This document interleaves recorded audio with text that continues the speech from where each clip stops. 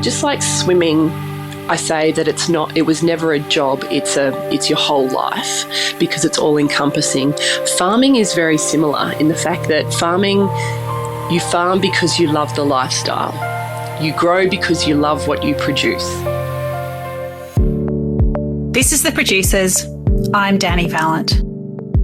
You might know Giaan Rooney as an Olympic swimmer. She won a gold medal for Australia in 2004 at the Athens Olympics as part of the 4x100 medley relay team. And you might have seen her on TV presenting everything from the weather to postcards. But did you know this one-time athlete is now also a macadamia farmer? Along with her children and fifth-generation farmer husband Sam, Giaan now lives on a farm in the Northern Rivers region of New South Wales. Okay, well, my name's Giaan Rooney. I haven't been a farmer all that long, but I married a fifth-generation cattle farmer. My husband Sam is very au fait with all things farming, whereas this is a huge learning curve for me. We don't particularly have a name of our farm, so to speak. Our branding, if you like, is Laruna, which is our two last names combined. Sam's last name is Levitt, my last name is Rooney, so we are Laruna, and we trade under that name, but we are a 170-acre macadamia farm with a few head of cattle in the Northern Rivers of New South Wales. This farm, we've been living here now for nearly 3 years, and it was a complete and utter non-planned surprise that we are here. So it's actually a really cool story in the fact that we were living on the Gold Coast and had no real sense of looking into the future of where we were going to be or what we were going to be doing, but we knew that we wanted a farm of some description, mainly as a holiday house and weekender, but it had to be a working farm. It had to be able to pay for itself. It was the only way that we could afford it. And we were looking for something to take advantage of not only Sam's knowledge and know-how, but also his business. So we were looking within 2 hours scope of the Gold Coast and couldn't really find anything that suited us and suited our plans and suited our family. And then we stumbled across this little macadamia farm and immediately fell in love. So purchased it at the end of 2020. We spent the whole summer holidays down here. The kids didn't want to go home after summer holidays. None of us wanted to go home. Every weekend we were down. No one wanted to go back to the Gold Coast on Sunday night. And then, as the universe quite often does, it decided plans for us. The farm next door came up for sale, and it was a proper farm. It was twice the size of ours. It came with the machinery shed that had dehusking equipment in it for the macadamias machinery. And we prompted ourselves and thought, okay, are we doing this? Should we move full time? Should we make this our new life? Should we sell up on the Gold Coast and move full time down here? And the answer from everyone was yes. So we already had found our little community down here. We knew where the kids were going to go to school. We knew quite a few parents from the school as well. And so we've been since June 2021 living on the farm full time and have not regretted it for a second. So it's very green. We get lots of rainfall, although it swings and roundabouts. So we had 4.7 metres of rain last year. We are only 25 minutes out of Lismore. So the flooding that occurred to our little region was immense and enormous and quite overwhelming, and a tough little time for our community last year. And then we moved into this year, which everyone is saying is going to be a very hot, dry summer.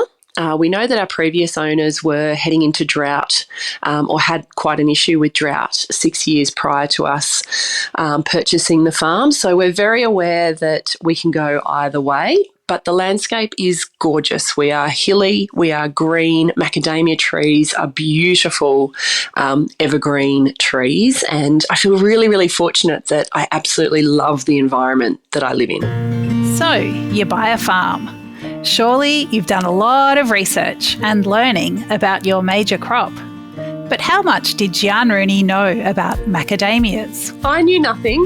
Sam knew about farming, obviously, and machinery and soil health and those kind of things. But in terms of not only growing trees and producing macadamia nuts, but how they're farmed, what is required to get them to a point of sale, has been a huge learning curve for both of us. And so I had no idea until we bought the farm that macadamias are native to Australia. I had no idea how they were harvested. Did we need pickers? Did we need human power to come in and pick them? As it turns out, no. They are harvested with a machine that is almost like what you would see at a golf driving range in a way. Our little harvester has big sweeping arms that sweeps the nuts off the floor, off the ground, into the harvester. And so they are ripe when they fall on the ground. They're incredibly resilient because a macadamia nut is a kernel covered in a shell and then covered in a husk. So when we pick up the macadamia nuts, they come into our shed and we dehusk them through our machinery. And then they go through the sorting table, and that's usually my job to check for any nuts that have been nibbled on by rats, any that have been spending too much time out on the ground, any of them that are too small, any defects, and take them out. And then we sell them in their shell to a processor. So it's been a huge learning curve, as I've said, and figuring out how best to pest control in the most natural way possible, to understand the importance of course, bees to our environment. Bees are incredibly important to every environment, but we obviously need them to pollinate our trees. So to look after our bees and to figure out how the whole ecosystem around the farm contributes to the quality of the nuts. So I've loved the learning process, and the learning process continues. If loving a crop is part of what's required to farm it, then Giaan Rooney is well on track. She talks about her long-standing love of macadamias. I loved macadamias before we even knew about the farm, and have always kind of had them as part of my diet but haven't thought too much about them. Now, macadamias are a part of my everyday intake in some way, shape or form. I am an alternate milk drinker. I have been all of my life. And so I now have macadamia milk on my cereal. I have macadamias in my muesli and macadamia milk in my coffee. I use macadamia oil when I'm cooking. I add the raw nuts to salads and smoothies. I use the nuts in a frying capacity or in a chopped capacity in most of my dishes. So all of a sudden I've become completely macadamia obsessed, and that's because I understand how good they are for you. They are so nutritious, but they're also incredibly delicious in the fact that they're naturally creamy and buttery, and so they're not offensive or overpowering to any of the dishes that you add them to. So if I was a fan of them before, I'm definitely a nutty nut farmer who loves macas now. Farmers can be pretty isolated, and it's often hard to share knowledge and get support. What kind of resources are on hand for beginning macadamia farmers? There is a macadamia community, and I love the growing community that is here in Australia. We've connected with quite a few fellow growers or farmers in our little area and almost created a community of itself in the fact that it's a relatively new farming pursuit in Australia. The probably Macadamia Society has only been around for 50 or 60 years. And given that they are grown naturally and in two major growing areas in Australia, which is the northern New South Wales and then southeast Queensland up to around Gympie, and inland of around Bundaberg. And so we've found our little community is a gorgeous growing community, and we swap stories, we share what works, what's not working, plans to be, how to be innovative in the industry, but also make sure that you are preparing your trees for whatever Mother Nature throws at them. So I feel like we've gained a lot of knowledge from those that have been here before us, but we're also sharing our learnings as we go along. Hawaii used to be one of the largest growing communities in the world, And every single tree in Hawaii can be traced back to seedlings that came from one tree in southeast Queensland. So amazing. But there are quite a few varieties and they've adapted to different growing conditions. And as I said, we've seen, like everything, a diverse farm. And diverse plantings is a better producing farm, because we've definitely seen in the few short years that we've been here how some trees are more resilient to wet conditions. And now we're looking at some of our other trees who are thriving in the drier conditions. So quite a few varieties and quite a few different ways of how they grow and thrive. It's a huge leap. Dive from swimming to farming. Have there been any lessons that Giaan has been able to take from her first career into her current pursuit as a farmer? I am so grateful for my swimming career. I was part of the Australian swim team from the age of 15 to when I retired at 23, and it was all-encompassing and completely full-on. And so I'm very grateful for it, but I don't miss it. The wonderful thing that I've had in my life, however, is there are so many parallels between business and elite sport that I've been able to draw on, and lessons learned, not only about myself, but what lessons that I've learned, I guess, that are, as I said, parallels between the two. Whereas farming is a whole new beast. Farming is, and this is where I feel so connected now and so proud of our Australian farmers and what they go through.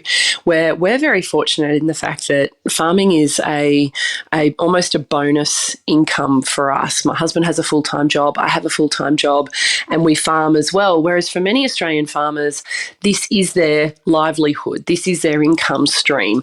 And I have really noticed and now understand that it does not matter with farming how hard you work, how passionate you are about what you farm, how innovative you are, how clever you are, how much work goes into producing the best quality products you can.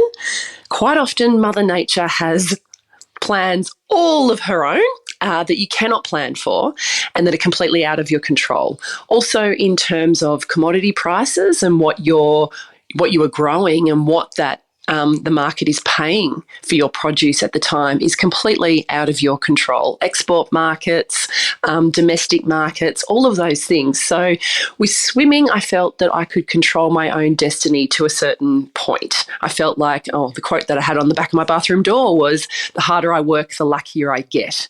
So I felt like what I put into it, I got out of it. Whereas farming, all of a sudden, as I said, you really have to love it and expect a roller coaster and know that there are going to be good times and there are going to be times that aren't so good that you've got to find a way through. Giaan is a city girl living in the country. She's using her awareness of both environments as an opportunity to build bridges between urban and rural Australians. This is one of the things I love most about our move to the country. I feel like I get the best of both worlds. I work in the cities. I travel most weeks to Sydney, Melbourne or Brisbane. And so I work in the cities and I live in the country and I live in this rural community that I adore. And I love hopefully trying to be the conduit between the two, because the understanding, I think, of where food comes from, how it is produced, is it sustainable, the whole low food miles, paddock to plate, all of that plays such an important part in not only how we consume our goods or how we should consume our goods, but also our health. I'm a huge advocate for health. Health has always been such a big, important part of my life, of course, as an elite athlete, but following on from that as well. And so where our food comes from and how it is produced and the quality of the food, as I said, is of utmost importance for me. So that's something I'm trying to, I guess, join the dots between the city and the country and try and encourage people wherever they possibly can. If you can buy Australian made and Australian produced, Australian grown, please do it, because not only is it better for our Aussie farmers and better for our planet, but it's better for us as well. No one watches climate more closely than farmers.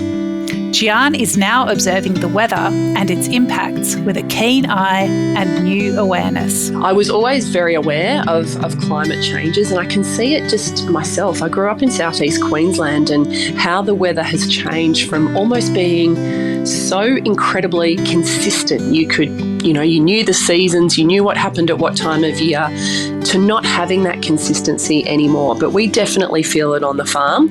Very, very aware. As I said, we had 4.7 metres of rain last year in our area, which usually is a yearly annual rainfall of 1.2 metres, so a huge increase. Yet this year we are turning around and seeing bushfires already in the season. We're seeing much drier conditions. We didn't have the winter rains that we are used to. And so I noticed the climate in a much more minute detail than I ever did before. And it also shows in our trees. It shows in the quality of the nuts that we're producing. And you can see how some varieties cope better with the wet than others. And you now see this year with the dry conditions how other varieties have more flower on the trees at this time of year than they have had for the previous 2 years. So I very much feel that our rural communities and our farmers in general are watching climate change happen in front of them. Rural life has been a huge learning curve for Giaan about farming in general and macadamias in particular. There's always more to learn and definitely always a job to do. It's shown me that, as I said, I knew nothing about farming before I met Sam.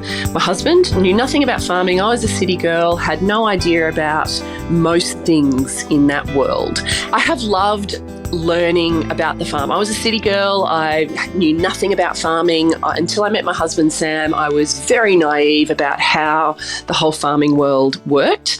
And I've loved learning about his world. I get to educate him about my world and he educates me about his world. And with the Maca Farm, we've almost learnt and grown together. So it feels like it's a great joining of our skill sets.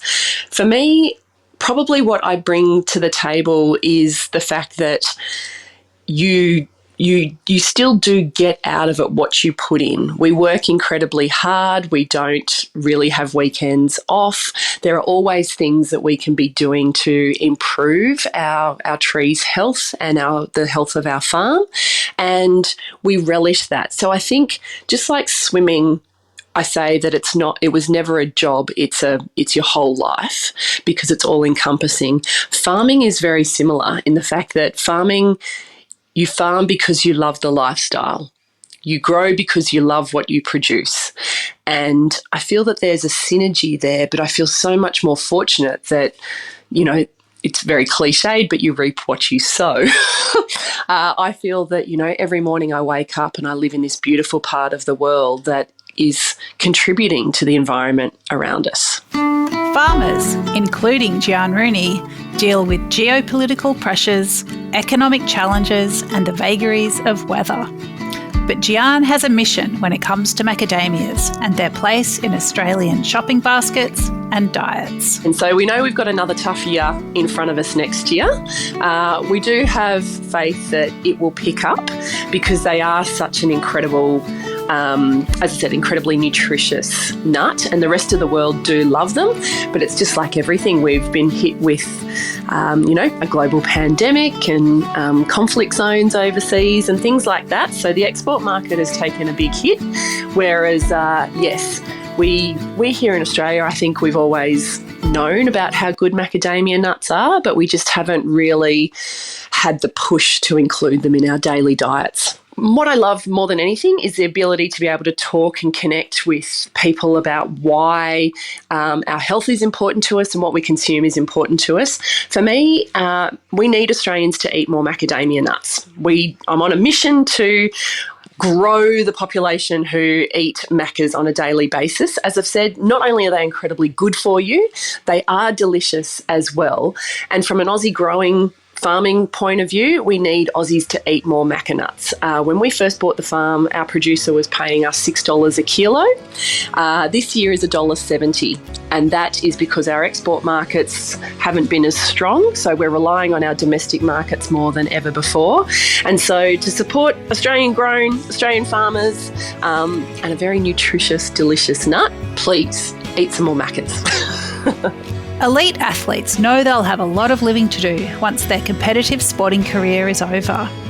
Giaan Rooney's journey from gold medal winning swimmer to macadamia farmer is one she never would have predicted, but it's a life she's building intentionally and with a strong sense of purpose.